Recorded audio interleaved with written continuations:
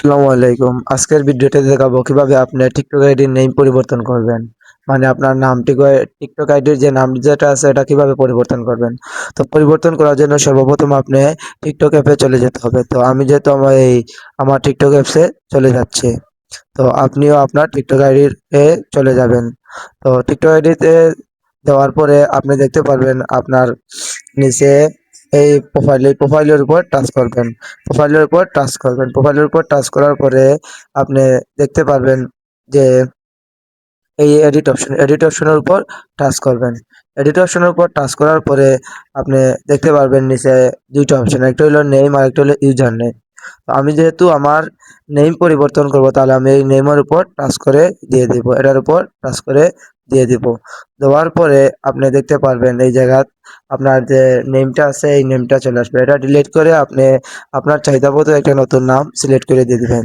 তো আমি আমার নামটা সিলেক্ট করে দিয়ে দিচ্ছি, আপনি আপনার নামটা সিলেক্ট করে দিবেন। তো আপনি যদি আমি আমার নামটা আর কি সিলেক্ট করে দিয়ে দিচ্ছি।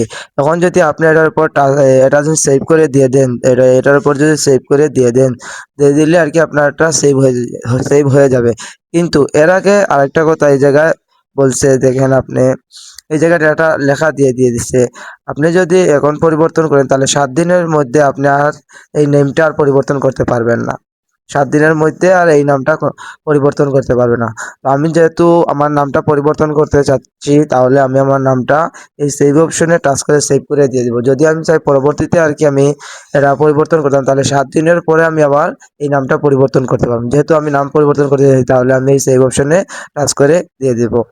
সেভ অপশনে টাচ করে দেওয়ার পরে আপনি দেখতে পারবেন কনফার্ম, আবার কনফার্মের উপর টাচ করে দিয়ে দিবেন। এই কনফার্মের উপর টাচ করে দেওয়ার পরে আপনি দেখতে পারবেন আপনার নেমটা পরিবর্তন হয়ে গেছে। দেখতেই পাচ্ছেন আমার নামটা এই পরিবর্তন হয়ে গেছে।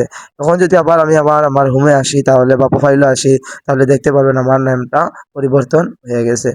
তো আজকের ভিডিও যদি ভালো লাগে তাহলে লাইক, কমেন্ট, সাবস্ক্রাইব করে পাশে থাকবেন। ধন্যবাদ।